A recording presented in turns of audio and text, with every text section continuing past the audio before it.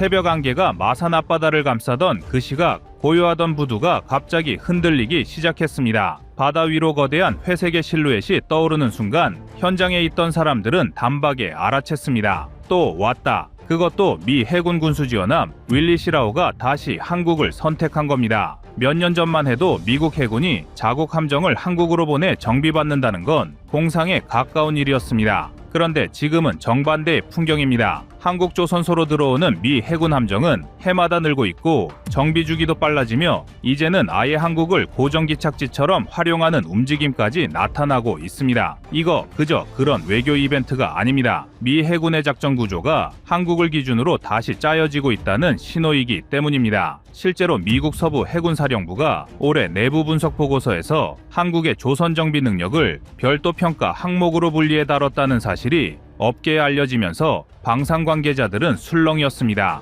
미국이 이런 분리평가를 하는 국가는 흔치 않습니다. 대부분은 아시아 정비 역량이라는 범주에 묶어서 다루는데 한국은 따로 분리했습니다. 그 이유가 명확했습니다. 미국 주요 군사 전문지는 최근 한국의 정비 속도와 기술 신뢰도를 정량적으로 분석했는데 그 결론이 놀라울 정도였습니다. 미국 내에서는 대형 군수지원선과 고속수송함의 정비대기 기간이 평균 180일을 넘어가는 데 반해 한국에서는 같은 규모의 함정을 110일 내외로 처리한 기록이 확인됐습니다. 정비 효율만 놓고 보면 미국 대비 1.6배 빠른 체계가 한국에서 작동하고 있다는 사실이 공식 문서에서 드러났습니다. 게다가 미 해군이 정비 병목을 심각한 문제로 인식하고 있는 지금 이 상황에서 한국이 보여준 대안 이상의 결과는 미국 언론에서도 다뤄졌습니다. 특히 한 미국 군사 전문지는 한국 조선소를 두고 아시아에서 유일하게 안정적인 MRO 수행 능력을 가진 곳이라고 평가했습니다.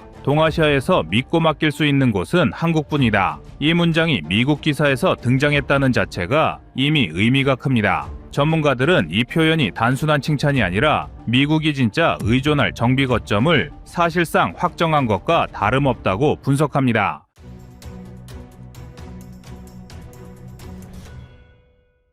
한국이 왜 이렇게 빠르게 평가를 끌어올렸을까요? 답은 한국조선업 중심 기술입니다. 블록 조립 방식으로 선체를 분해해 필요한 부분만 교체하는 한국의 기술은 기존 미국 방식보다 작업 시간을 획기적으로 단축했고 인건비 대비 작업 효율은 30% 이상 높게 나왔습니다. 특히 고강도 용접, 전기 공정, 엔진 개조 같은 핵심 분야에서 미 해군 기준을 충족했다는 점은 미국 정비 계약에서 결정적 자격 요건을 충족한 겁니다. 이런 흐름이 실제로 현장에 어떻게 나타났는지 확인할 수 있는 사례가 바로 윌리 시라우의 제2항입니다. 2024년에 거제 하나오션에서 반년 동안 정비를 마치고 떠난 이 함정은 1년 만에 다시 한국을 찾아 마산가포 신항에 접안했습니다. 자체 리모델링과 내부 개조 공정까지 한국 업체에 맡기는 결정을 내린 겁니다. 미 해군이 두 번 같은 나라에 같은 급의 함정을 맡기는 사례는 극히 드뭅니다. 그만큼 한국 기업들의 작업 퀄리티가 확실하다는 의미입니다. 한편 한국 국내 언론에서도 이 사건이 대대적으로 다뤄졌습니다.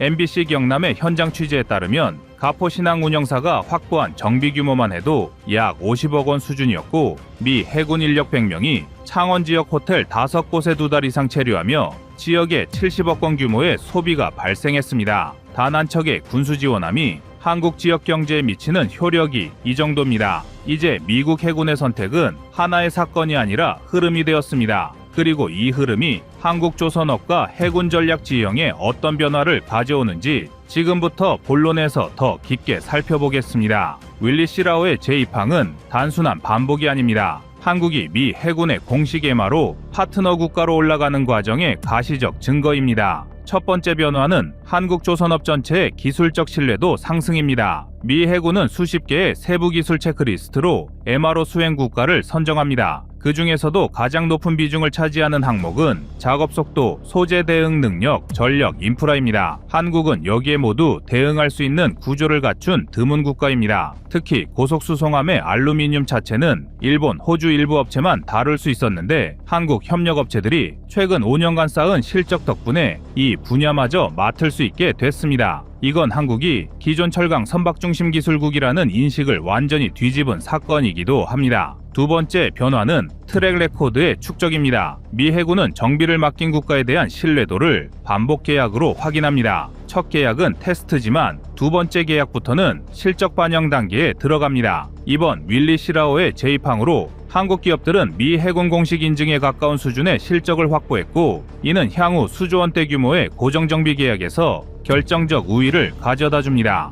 세 번째 변화는 한국판 군함 MRO 클러스터의 실체화입니다. 2025년 5월 한화오션이 중소, 중견기업과 함께 구축한 MRO 클러스터는 단순한 협력체가 아니라 역할 분업 체계입니다. 전기 엔진 공정업체, 선체 개조업체, 내부 리모델링 전문 업체까지 참여해 공정 시간을 20% 더 줄이는 결과를 만들었습니다. 이는 해외 매체에서도 주목한 내용으로 한국이 MRO 체계를 국가 단위로 구축하는 몇 안 되는 국가라는 평가가 뒤따랐습니다. 네 번째 변화는 미국의 전략적 계산입니다. 미국은 인도 태평양 전력 운용에서 정비 가능 시간을 가장 핵심 지표로 봅니다. 정비 시간이 늦으면 작전 방향이 줄어들고 이는 곧 전력 공백으로 이어집니다. 한국이 미국을 대신해 이 공백을 채우는 구조는 미국 전략 문서에도 반영되기 시작했습니다. 하지만 모든 조건이 완벽한 것은 아닙니다. 가포 신항의 전력 공급량이 윌리 시라오의 요구 전력인 7000kW에 비해 턱없이 부족해 현재는 비상 발전이 6대로 버티는 구조입니다. 이건 한국이 MRO의 완성 단계로 올라가기 위해 반드시 해결해야 할 과제입니다. 그러나 이 문제는 오히려 한국 정부와 지자체가 인프라 확충의 필요성을 공식적으로 인정하도록 만드는 계기로 작용하고 있습니다. 전체적으로 보면 지금 한국이 겪는 변화는 조선업의 한 분야 확장이 아닙니다. 군사정비 산업이라는 새로운 시장을 선점하는 과정이자 한국이 글로벌 해군 전력 유지 체계의 중심으로 이동하는 과정입니다. 마산가포 신항에 정박한 윌리 시라오는 거대한 금속 덩어리가 아닙니다. 그건 한국이 세계 해군 전력망의 중심으로 들어가는 하나의 상징물입니다.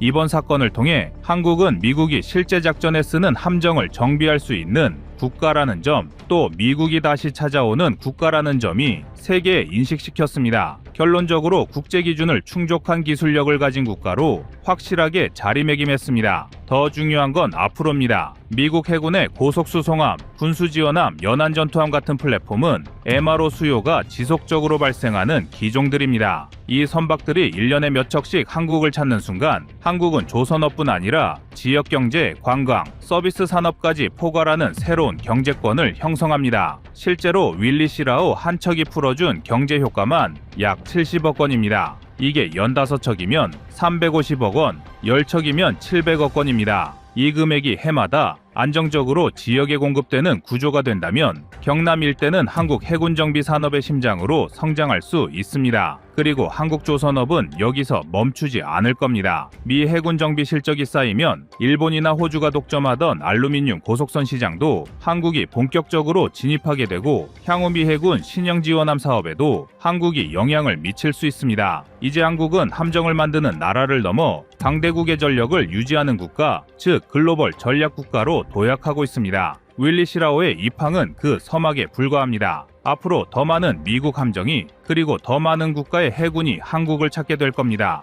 우리는 지금 그 대전환의 한복판에 서 있습니다.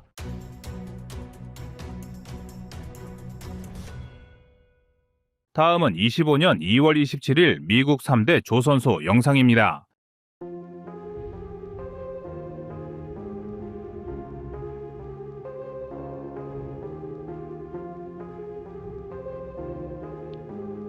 코로나 동안 고전을 면치 못했던 이탈리아 조선소 핀칸티에리가 요즘 정말 잘 나가고 있습니다. 로이터 통신은 최근 유럽금융연합의 자료를 인용 2024년 한 해 핀칸티에리의 수익이 85억 달러, 한화 12조 2천억 원에 이를 것으로 전망했습니다. 매출도 아닌 순자산이 증가한 것인데요. 유럽금융계가 예상하는 핀칸티에리의 마진율은 무려 6%로 업계 평균치인 2%의 3배를 뛰어넘고 있습니다. 현재 핀칸티에리의 수주잔액은 2032년까지 인도 예정인 선박이 92척, 금액으로는 401억 유로, 60조 원이 넘습니다. 작년 하반기 수주액만 2023년의 2배인 13조 원을 기록했는데요. 이는 유람선 등 민간 선박 분야도 선전하고 있지만 무엇보다 미국 해군이 많은 양의 전투함을 발주했기 때문입니다. 이미 2차 세계대전부터 미국 군함을 건조해왔던 핑칸티에리 조선소, 만약 대한민국의 미국 진출이 본격화된다면 강력한 경쟁자 중 하나가 될 텐데요. 그래서 준비했습니다. 오늘은 전투함 분야에서 대한민국의 경쟁 상대인 미국의 거대 조선소에 대해 자세히 알아보겠습니다.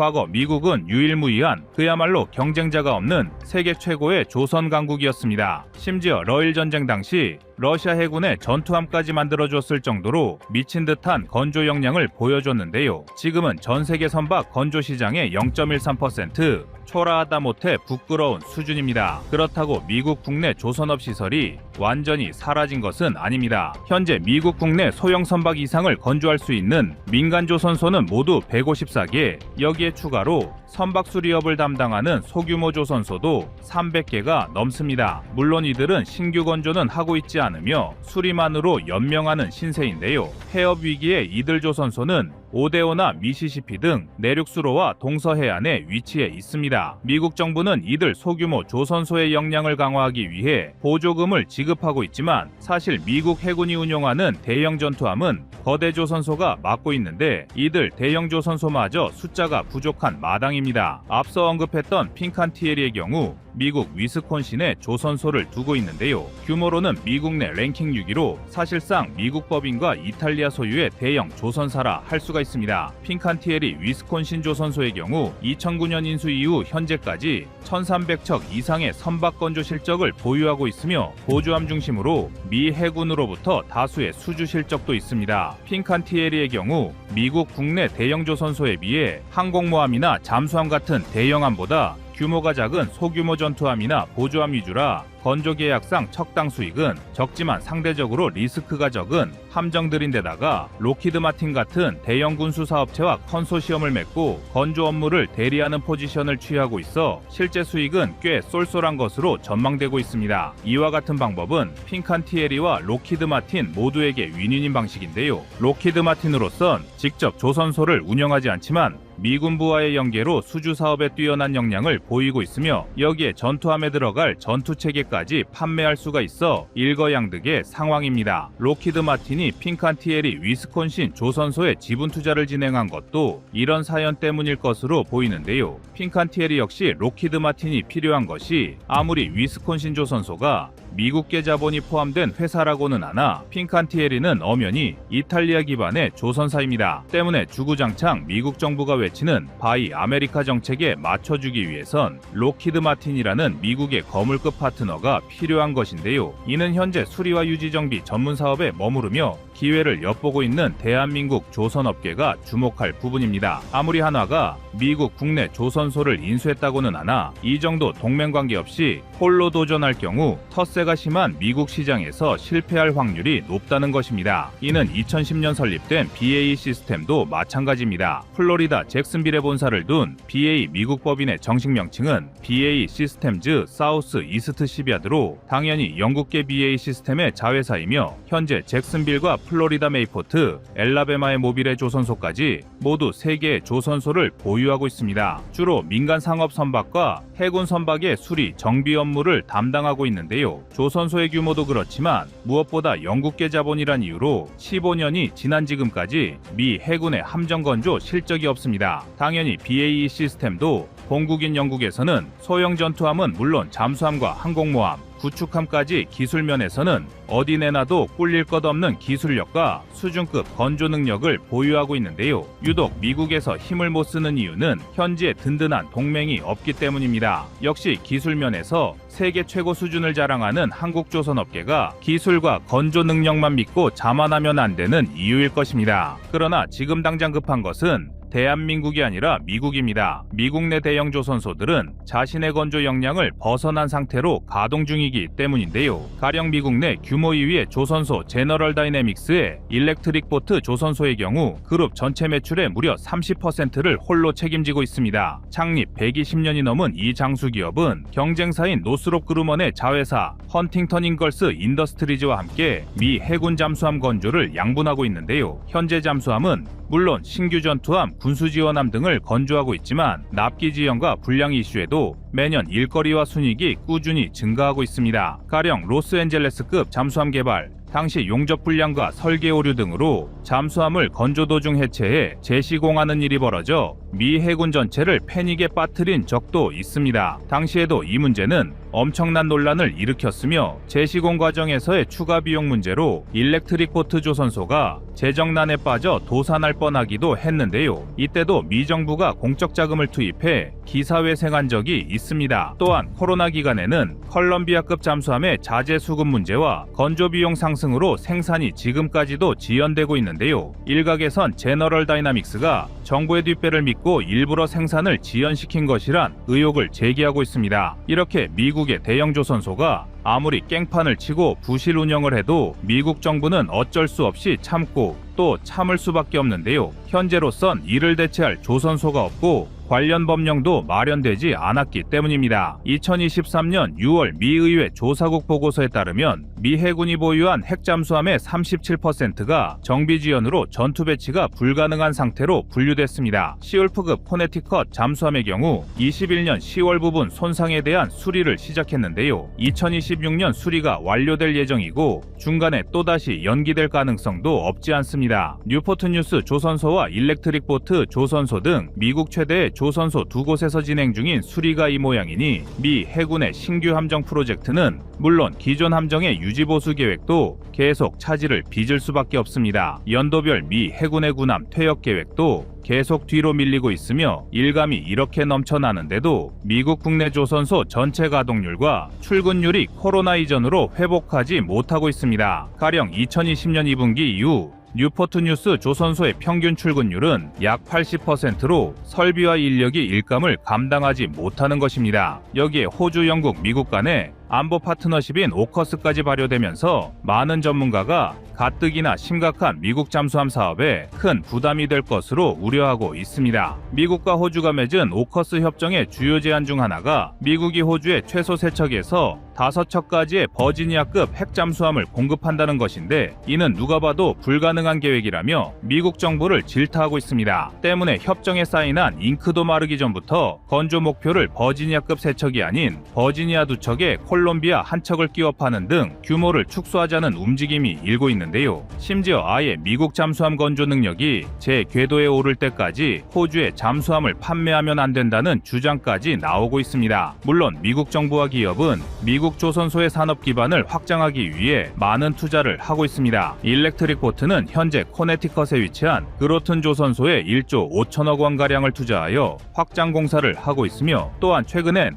버지니아급 잠수함 건조를 위한 페이로드 모듈을 처리하기 위해 퍼세포인트 조선소의 시설을 확장 완료했습니다. 그러나 여전히 미국의 함정 생산 능력은 중국에 대응하기는커녕 현상 유지도 어려운 상황. 따라서 미국 정치계에선 한국을 적극 활용하자는 의견이 지속적으로 제기되고 있습니다. 그리고 그 결과물로 지난 11일 미 상원에서 발의된 동맹 함정 건조법입니다. 꺼리튜브에서도 한번 자세히 보도한 적이 있는 이 법안은 중국의 해군력을 견제하기 위한 미국의 묘수로 당연히 대한민국을 그 대상으로 하고 있습니다. 세계 조선 시장에선 중국과 한국이 차지하는 비율은 무려 90%에 육박합니다. 나머지 10%를 두고 이탈리아와 프랑스, 일본 등이 치열하게 각축을 벌이는 상황인데요. 사실상 한국과 중국이 시장을 양분한 상황에서 미국의 선택은 대한민국일 수밖에 없습니다. 잠수함과 같은 특수성과 항공모함을 제외한다면 기술력에서도 미국에 버금간다고 할 수가 있는데요. 심지어 일반 전투함의 경우 미국보다 더 나은 옵션과 가격으로 경쟁력을 갖추고 있습니다. 미국 정부가 파악하는 한국 조선소의 건조 비용은 미국의 20% 수준으로 알려져 있습니다. 미국의 주멀트급 구축함을 예로 들면 최근 미국이 주멀트급을 건조하는데 약 10조 원의 예산을 사용하지만 한국은 비슷한 사양의 세종대왕급 구축함을 만드는데 1조 2천억 원을 사용했습니다. 공정의 효율성이나 작업자의 숙련도 그리고 생산 설비의 대형화,